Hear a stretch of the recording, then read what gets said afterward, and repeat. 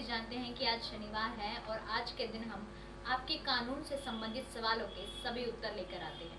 जी हाँ, आज हम बात करेंगे वसीयत के बारे में। वसीयत से संबंधित जो कानून के सवाल आपके मन में है, आज उन सभी के उत्तर देंगे। हमारे साथ जुड़ चुके हैं विकास शर्मा जी। फिर सबसे पहले तो आपका फिर से बहुत बहुत स्वागत है हमारे चैनल में।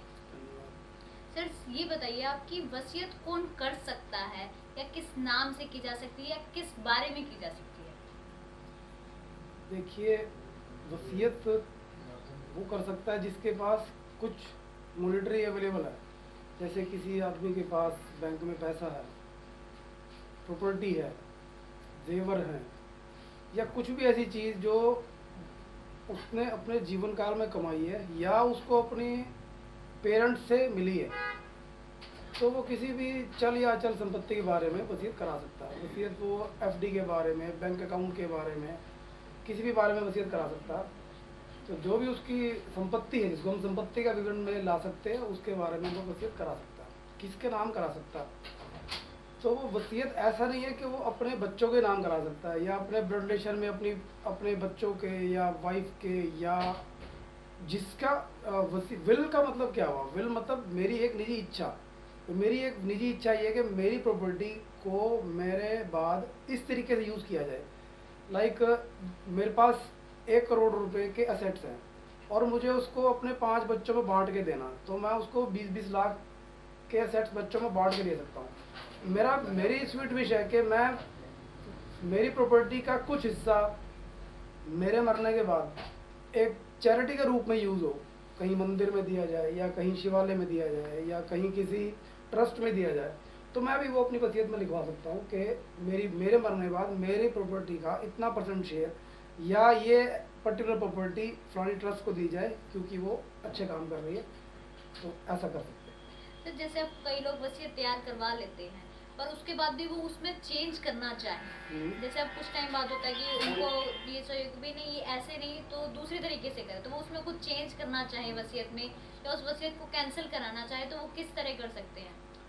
देखिए, वसीयत एक अल्टीमेट डॉक्यूमेंट तब बनता है जब आदमी दुनिया से चला जाता है। मतलब वो फोर्स में तब आता है जब वो दुनिया से चला जाता है, अदरवाइज उसकी कोई वैल्यू नहीं है। तो एक आदमी की मर्जी,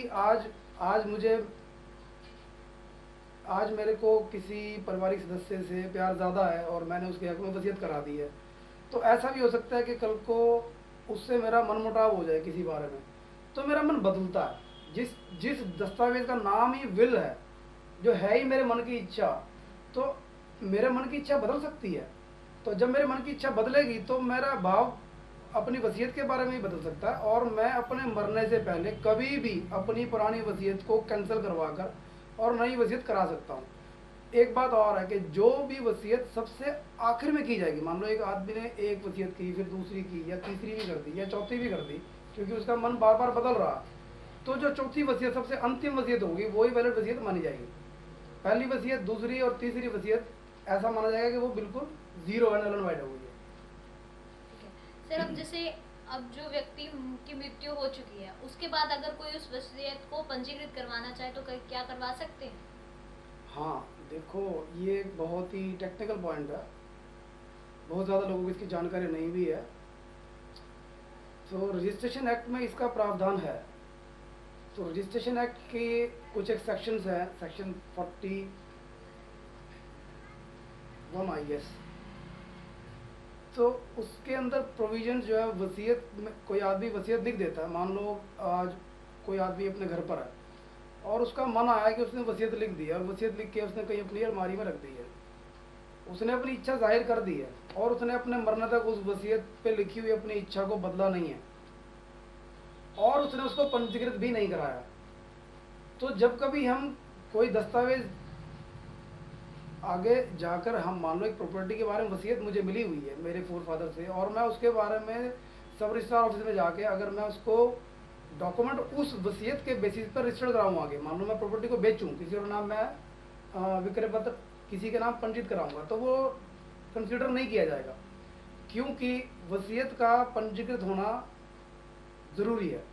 इसलिए आदमी अगर कोई वसीयत लिख गया है और लिखने के बाद मर गया है और उसने पंजीकरण नहीं कराया, तो भी वो उस प्रॉपर्टी का जो बेनिफिशियरी है, उस वसीयत में जो लाभ पात्र है, वो लाभ पात्र सब रजिस्ट्रार ऑफिस में एक एप्लीकेशन दे करके अपनी वसीयत के पंजीकरण के बारे में दरख्वास्त दे सकता है।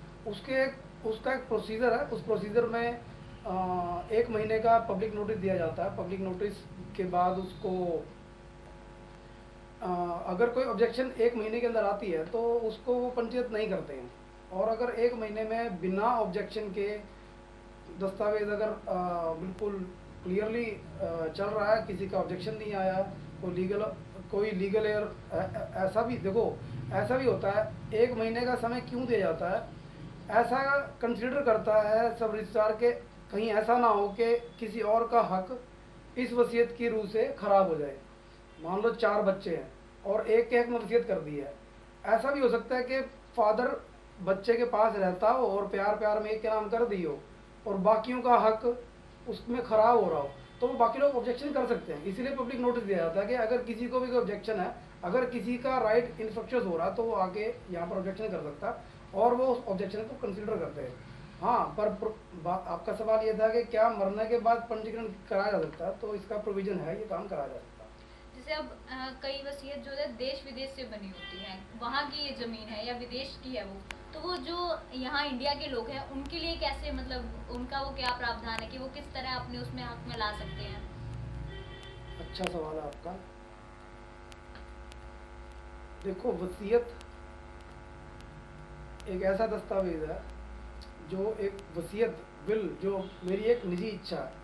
तो निजी इच्छा, अगर मेरी प्रॉपर्टी, मैं पानीपत से बिलोंग करता हूँ, अगर मेरी प्रॉपर्टी पानीपत में है और मैं आज कहीं अमेरिका घूमने गया हूँ, मैं कहीं ऑस्ट्रेलिया घूमने गया हूँ, तो अगर मुझे वहाँ लगता है कि मुझे अपनी प्रॉपर्टी के बारे में कुछ अरेंजमेंट कर देना चाहिए और मैं अगर वसीयत वहाँ लिख देता हूँ या वहाँ के सब रजिस्ट्रार से या वहाँ का जो भी प्रोसीजरल रजिस्ट्रेशन का प्रोसीजर है उसके मुताबिक मैं पंजीकरण करा देता हूँ, तो भी वो पानीपत में आकर के अगर वो दस्तावेज पानीपत में लाया जाएगा और पानीपत के सब रजिस्ट्रार ऑफिस में उस वसीयत के बारे में अगर कोई भी एक्शन लेना, लाइक उस वसीयत में कोई प्रॉपर्टी किसी बेनिफिशियरी को दी है और वो बेनिफिशियरी उसको सेल करना चाहता है, तो यहाँ के सब रजिस्ट्रार को उसे मानना पड़ेगा कि हाँ, ये वसीयत अगर कहीं भी रजिस्टर्ड हुई है, अगर कहीं भी की गई है, किसी बंदे ने यूपी में की है या महाराष्ट्र में की है या अमेरिका में की है, तो वो कंसिडरेबल है, वो पानीपत में मानी जाएगी। हाँ,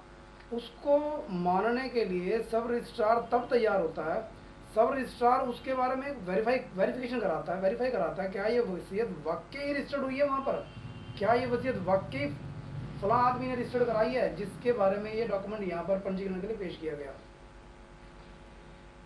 तो उसके बारे में एक प्रोसीजर ये रहता है कि सब रजिस्ट्रार अपने लेटर पैड पर एक लेटर उस अथॉरिटी को भेजते हैं जहाँ पर वो रजिस्टर्ड हुआ और वहाँ से वो उसकी कंफर्मेशन डिमांड करते हैं कि क्या वाकई दस्तावेज यहाँ पंजीकृत किया गया है।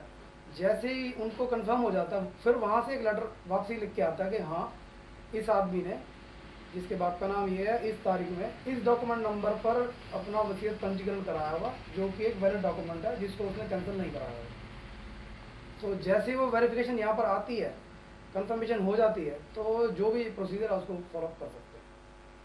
सर, आपका हमारे दर्शकों का मार्गदर्शन करने के लिए बहुत बहुत धन्यवाद। हम अपने दर्शकों के ऐसे ही कानून से संबंधित हर सवाल के उत्तर जानने के लिए आपसे फिर से जुड़ते रहेंगे। आज के लिए इतना ही। ऐसे ही लेटेस्ट खबरों से जुड़े रहने के लिए हमारे चैनल को सब्सक्राइब करें तथा साथ ही साथ बेल आइकन प्रेस करना ना भूलें।